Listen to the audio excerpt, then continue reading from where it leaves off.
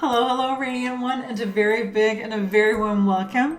Today, I'm going to be sharing with you 3 spiritual tools that you, as a business owner, a creative, an entrepreneur, or a leader, can benefit from immediately. It is 3 tools that I myself use on a daily basis, and I have tried to take everything that I've learned over the past 20 years and compress it into this short video and / podcast. But just know that everything that I describe, I have resources for, so that you, if you want to dive even further and even deeper into them, there's going to be a bunch of resources that you can dive into as well. Now, the one thing that I want you to take with you as I walk you through these 3 spiritual tools is your own discernment. So I am going to be sharing this wisdom, this medicine with you, and whether you choose to receive it or choose to move forward with it is completely up to you. Know that you are the only one who knows what is true and right for you. So no matter what anyone tells you, you are the one that has the key. You are the holy grail. You are the one that can, through these spiritual tools, change your life, change your work, change your business, transmute it into something that you want to have it be in your life, in your work, and in your business. So just know that. The first tool that I want to share with you is one that you have probably heard about a gazillion times. It is meditation. I started meditating somewhere around 2006, 2008, where at the time I was working as a key account manager for a large financial acquirer in Europe. And I was going to this yoga studio and multiple times a week. And she would have these, my teacher, she would have these 6-week, I believe it was, meditation courses. And I would sign up for them. And I think I went through, and I kid you not, I think I went through either 6 or 8 of these courses. And what would happen was I would start out, I would go into the practice, we would have these 6 weeks together. And by the end of the 6 weeks, I would be meditating, everything would be fine. And as soon as the 6 week was over, I would drop off. Like something which I would just, it never quote unquote stuck. It wasn't until the fall of either 2008 or 2009 where I was going through a lot of stuff at work, and I woke one morning and I had a very clear sense that if I did not sit myself down on the pillow that I'd already had, the placement that I'd already found, and started to meditate, things was going to go really awry. I was probably going to end up with a true stress diagnosis. At that time, I was just quote unquote overworked, but I knew that if I did not start to meditate, it wouldn't work for me. So that's when I started. And what was really funny in the beginning was that I was only quote unquote meditating on weekdays, and I was longing for the weekends where I did not have to meditate, completely forgetting that I was the one who chose to meditate. I was the one who decided that I was going to do it on weekdays. And so I was always longing for the weekends. I'm not exactly sure when that shifted. I suppose when I started experiencing the benefits, and there are multiple benefits. Meditation is a 1,000-year-old practice. And of course, with the implementation of Western medicine and science in the past, few hundred years, there's been a bunch of studies that show that how meditation, enhances and increases your focus and your concentration, how it boosts creativity, how it improves your sleep, how it lowers stress, it builds your resilience. There is the list just goes on and on in terms of the benefits from meditating. And I suppose at some point, again, I don't remember exactly when I went from it only being weekdays to then also being weekends to now, almost 20 years later, there is not a day that goes by where I am not meditating. Now, my practice varies based on what I've got going on that day, how many meetings I have, et cetera, but it is a non-negotiable part of my morning ritual. Some days it's as little as 5 minutes. Other days it's as much as 35 minutes. It varies. It's not so much about, by now, because I have a stable, consistent practice. It's not so much a chore. Well, it's no longer a chore at all, but it's not so much about the time itself as it is about the practice. So if you would like to start meditating, I have a resource that will go into what I'm also about to share with you, just so you know that you can come back, or you can go to that resource, and that can help you as well.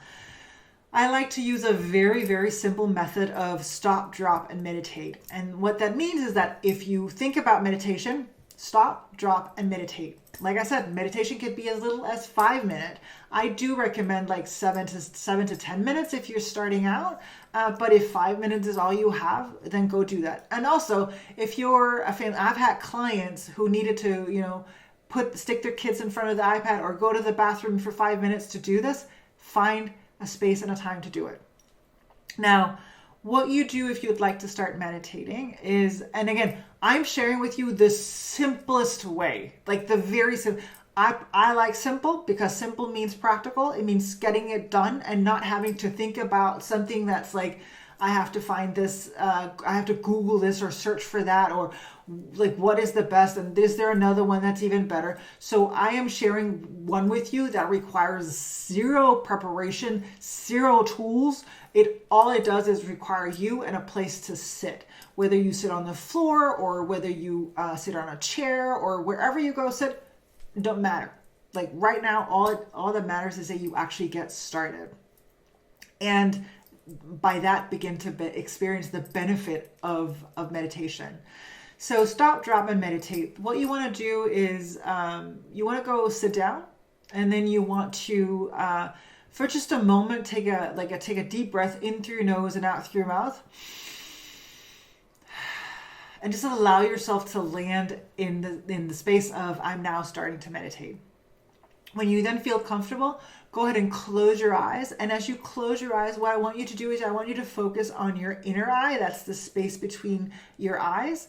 And have your mind, you're just focusing on this spot between your eyes. And then you're going to notice your breathing. You're going to notice the air that is going to go in through your nose and back out through your nose.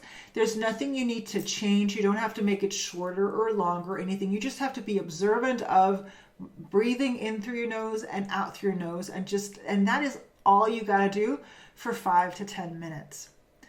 Now, what's going to happen is the moment you begin to connect with that stillness within you, every thought that you've had about everything is going to appear. There's going to be feelings, there's going to be thoughts, there's going to be emotions.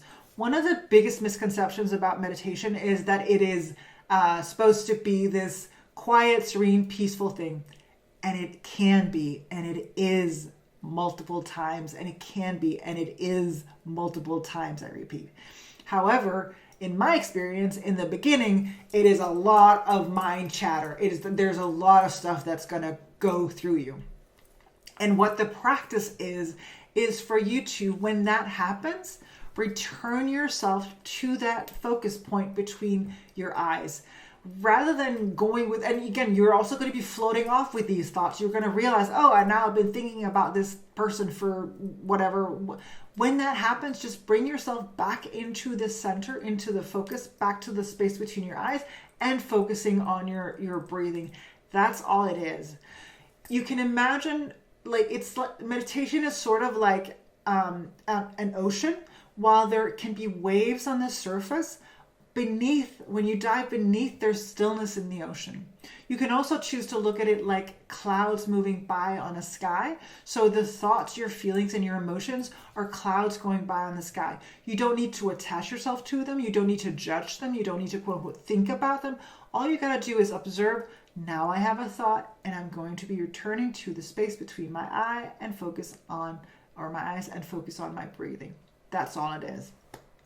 Like I said, there's a resource. I'm linking to a resource that you can have this if you want to have this as a practice. you can go ahead and start with that.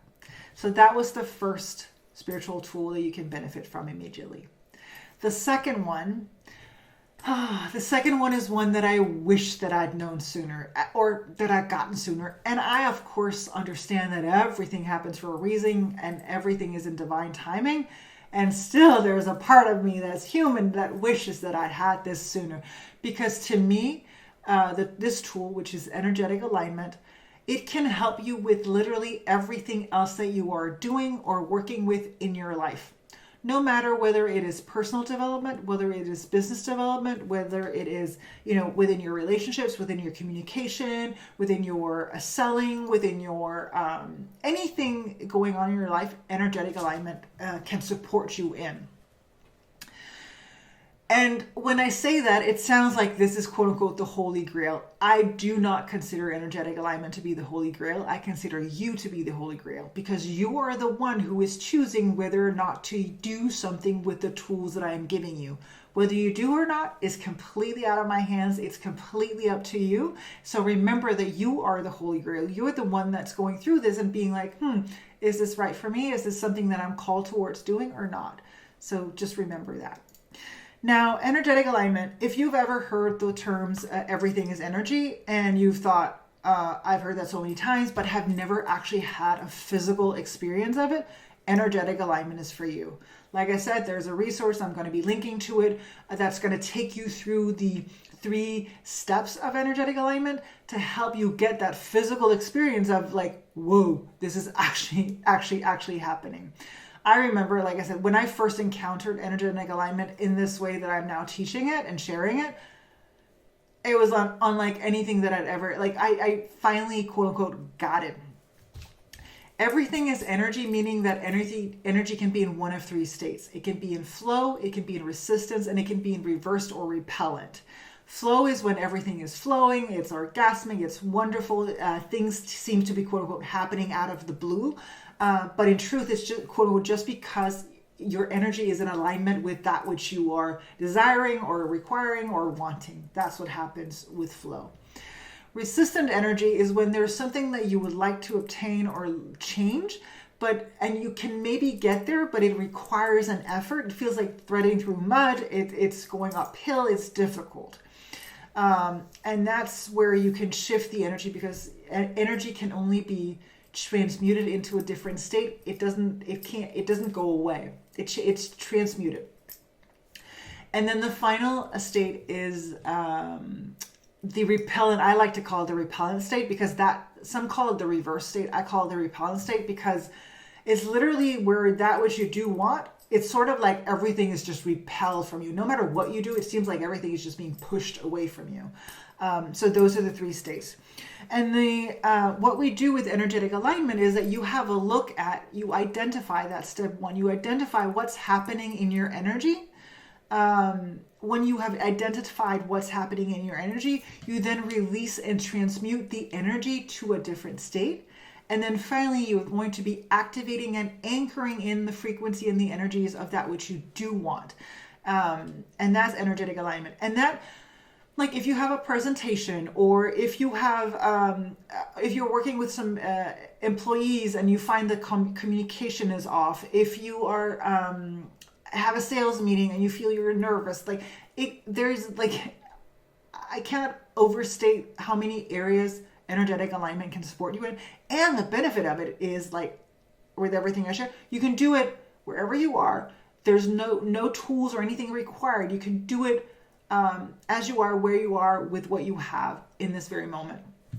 So if that speaks to you, go ahead and check out the resource that I've created for you so that you can get started today. And if you want to be supported, go ahead and check out my services as well, because this is what I do as part of my spiritual business coaching as well.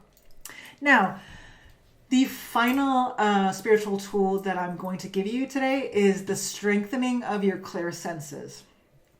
Just like I just shared that everything is energy, everything being energy means that you are also energy. Even though you are a physical vessel, that's just, quote unquote, the densest part of you. You are much more than what you can see, hear, feel, and touch with your physical senses.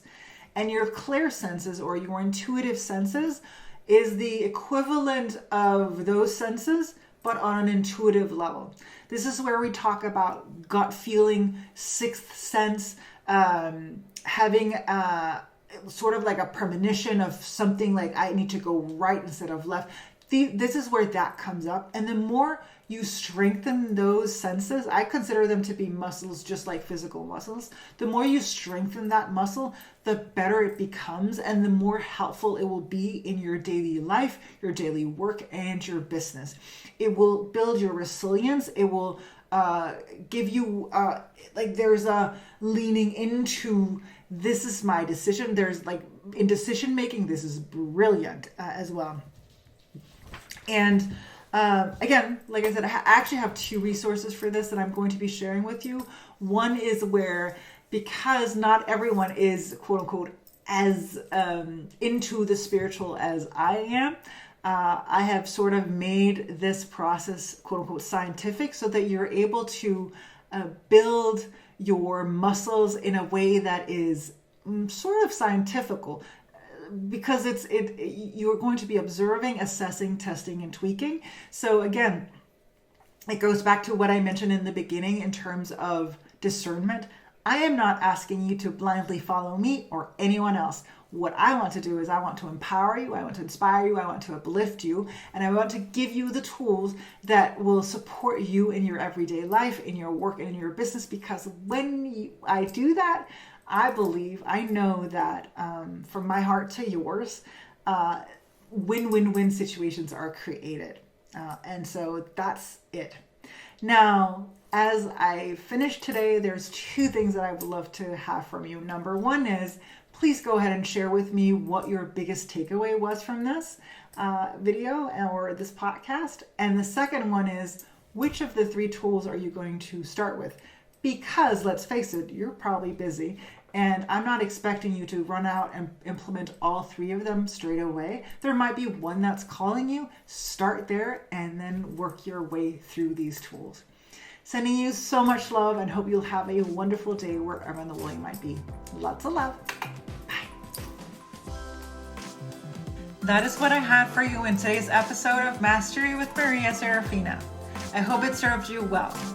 For all the deeds and details, click the link in the description and help me spread the love of this transmission by sharing it with a friend or on social media, or leave me a comment or review. Have a wonderful day. God bless.